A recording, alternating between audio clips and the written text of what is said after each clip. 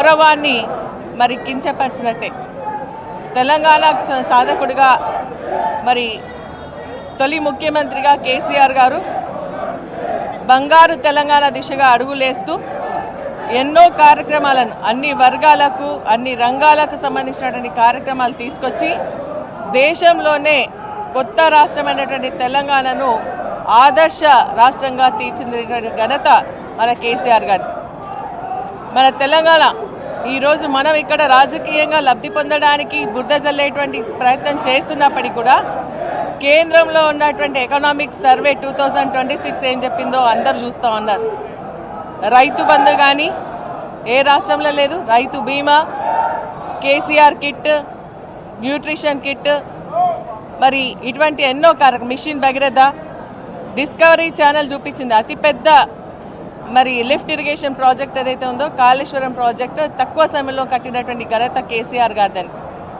ఈరోజు సర్వేలో కూడా ఏం చెప్తా ఉంది, దాదాపు 9 సంవత్సరాల్లో మరి 90 లక్షల కొత్త ఎకరాలు సాగుకు అందించినటువంటి ఘనత కేసీఆర్ గారిని చెప్పడం జరిగింది. మరి అదేవిధంగా అత్యధిక ధాన్యాన్ని ప్రొడ్యూస్ చేసినటువంటి రాష్ట్రం ఏదైనా ఉందంటే అది కేసీఆర్ గారి వల్ల మన తెలంగాణ రాష్ట్రం అని చెప్పేసి కూడా చెప్పడం జరిగింది.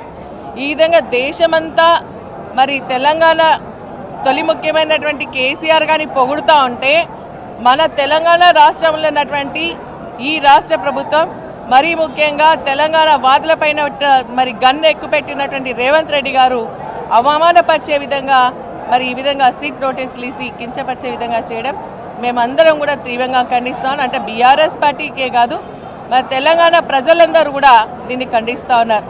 తెలంగాణ ఉద్యమంలో ఏ విధంగా అయితే మరి తెలంగాణ రావాలని కొట్లాడడం జరిగిందో ఈరోజు తెలంగాణ రాష్ట్రంలో ప్రతి పల్లెలో ప్రతి ఒక్కరు కూడా రోడ్ల మీదకి వచ్చి మరి ఈ సిట్ నోటీసులు ఎందుకు ఇస్తూ ఉన్నారని చెప్పి సమాజం అంతా కూడా మరి ఏ పార్టీ అయినా సరే మేము కేసీఆర్తో పాటు ఉన్నాము అని చెప్పేసి మరి బయటికి రావడం జరిగింది. నిరసన కార్యక్రమాలు చేయడం జరుగుతోంది.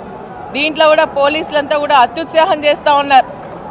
మరి ఈరోజు కొంతమంది ఏంటంటే పార్టీలు మారమని చెప్పేసి కాకీలు మాట్లాడుతూ ఉన్నారు. మరి ఇది మంచి పద్ధతి కాదు. మరి గతంలో మరి కేసీఆర్ గారు దిష్టి బొమ్మలు తగలబెట్టినప్పుడు మీరు అప్పుడు గుర్తు రాలేదా అని చెప్పేసి అడుగుతా ఉన్నాం.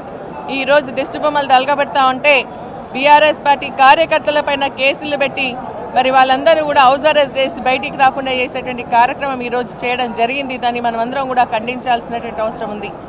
మరి ఈరోజు మరి కేసీఆర్ గారికి ఉన్నటువంటి మరి ఏవైతే నిబంధనలు అంటే తను 65 years ఉన్నాడు కాబట్టి సుప్రీంకోర్టు అదేవిధంగా మన హైకోర్టు నిబంధనల ప్రకారంగా వారు ఎక్కడుంటే అక్కడనే వీళ్ళు విచారించాలని ఉన్నప్పటికీ కూడా దాన్ని తుంగలో తొక్కుతూ కుట్రలో భాగంగా ఈరోజు మరి ఇక్కడ నందినగర్ ఇంటికి వెళ్ళి అక్కడ గోడ కతికించి ఇక్కడికే రావాలని చెప్పడం నిజంగా కూడా బాధాకరమైనటువంటి విషయం.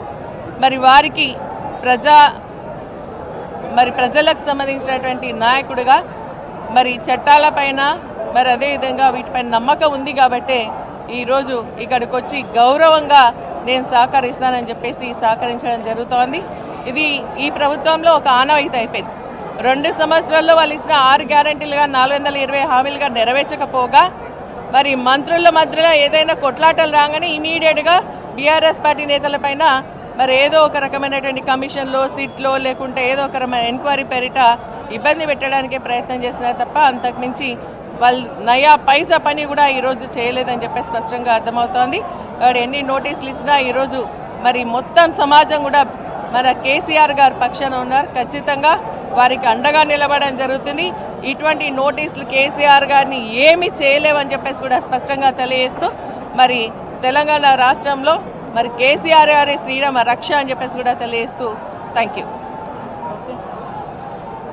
మరి ఈరోజు రేవంత్ రెడ్డి గారు పరిపాలన చాతగాక తన అసమర్థతను కప్పిపుచ్చుకోవడానికి తన వైఫల్యాలను కప్పిపుచ్చుకోవడానికి డైవర్షన్ పాలిటిక్స్లో భాగంగానే కేసీఆర్ సార్ గారిని ఇబ్బంది పెట్టడం కోసం, ఎందుకంటే తెలంగాణ ప్రజలలో కేసీఆర్ మీద అభిమానం ఇంకా పెరిగింది, మరింత పెరిగింది. గతంలో 10 సంవత్సరాల్లో అభివృద్ధి చేసిన సందర్భంలో ఉన్న అభిమానం కంటే కూడా ఈ 2 సంవత్సరాలలో ఈ కాంగ్రెస్ పార్టీ చేస్తున్న ఈ పరిపాలనతోని కేసీఆర్ మీద అభిమానం మరీ పెరిగింది. కేసీఆర్ ఆనవాళ్ళు లేకుండా చేస్తాన్న నెపంలో భాగంగానే కేసీఆర్ ఆనవాళ్ళు లేకుండా చేస్తానే ఆ కేసీఆర్ యొక్క ఆత్మగౌరవాన్ని దెబ్బతట్టే విధంగా అవమానపరిచే విధంగా ఈ సిట్ నోటీసులని కాళేశ్వరం కమిషన్ అని రకరకాల విద్యలతోని రేవంత్ రెడ్డి గారు గారడి విద్యలతోని ఇబ్బంది పెడతా ఉన్నారు. ఎన్ని ఇబ్బందులు పెట్టినా ఎన్ని కుట్రలు చేసినా నీ ప్రజలు నిన్ను నమ్మే పరిస్థితులు లేరు. కేసీఆర్ మీద ఈగ వాలినా తెలంగాణ ప్రజలు ఎవరు కూడా తట్టుకునే సమస్య లేదు. గతంలో తెలంగాణ ఉద్యమంలో 14 సంవత్సరాలు కాలికి బట్టగట్టకుండా తిరిగి అందరినీ కూడా సమాజాన్ని ఏకం చేసి సావు నోట్లో తలకాయ పెట్టి తెలంగాణ రాష్ట్రాన్ని సాధించి ఆంధ్ర పాలకులను తరిమి కొట్టి అదేవిధంగా తెలంగాణ ఢిల్లీ పెద్దల మెడలు వంచి తెలంగాణ రాష్ట్రాన్ని సాధించిండ్రు. మరి తెలంగాణ ఉద్యమం జరుగుతున్న సందర్భంలో బీఆర్ఎస్ అప్పుడున్న టీఆర్ఎస్ నాయకులను కావచ్చు, కేసీఆర్ గారిని కావచ్చు, మిగతా తెలంగాణ సమాజాన్ని అప్పుడున్న పాలకులు ఇబ్బంది పెట్టే ఏదైతే అప్పుడు ఎమర్జెన్సీ లాగా అప్పుడు ఇబ్బంది పెట్టిండ్రో అదే ఇబ్బంది ఈరోజు కనబడతా ఉన్నది. మళ్ళొక్కసారి తెలంగాణ ప్రజలు అనగారించబడతా ఉన్నారు. తెలంగాణ ప్రజలు ఇబ్బంది పడతా ఉన్నారు. నువ్వు ఇచ్చిన హామీలో ఒకటి కూడా నెరవేర్చలేదు. రైతు బంధు అనేది ఇప్పటివరకు ఇంకా రాని పరిస్థితి కనబడతా ఉన్నది.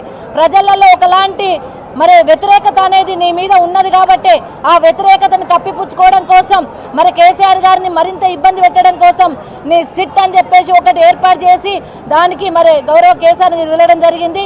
ఈరోజు యావత్ సమాజం కూడా తెలంగాణ సమాజం అంతా కూడా బాధ కొద్ది ఉన్నది.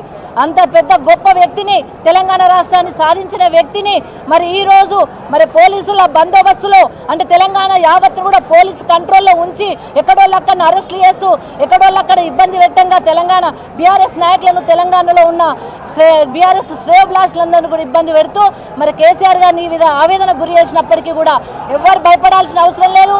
కేసీఆర్ గారు ఎటువంటి తప్పు చేయలేదు. 10 సంవత్సరాల్లో తెలంగాణను రాష్ట్రంలోని దేశంలోని నెంబర్ 1 రాష్ట్రంగా ఉంచిన వ్యక్తి గౌరవ కేసీఆర్ గారు కాబట్టి తప్పకుండా ప్రజల ఆదరణ మరింత పెరుగుతుంది. మున్సిపల్ ఎన్నికలలో ఓడిపోతామనే భయంతోనే ఈ డైవర్షన్ పాలిటిక్స్ తీసుకొచ్చిండు. మరింత బలంతో పనిచేస్తాం, మరింత బలంతో తెలంగాణ ప్రజలు మా వెంట ఉంటారు. తప్పకుండా రేవంత్ రెడ్డి గారికి గుణపాఠం తప్పదు అని చెప్పి సందర్భంగా తెలియజేస్తూ జై తెలంగాణ, జై కేసీఆర్.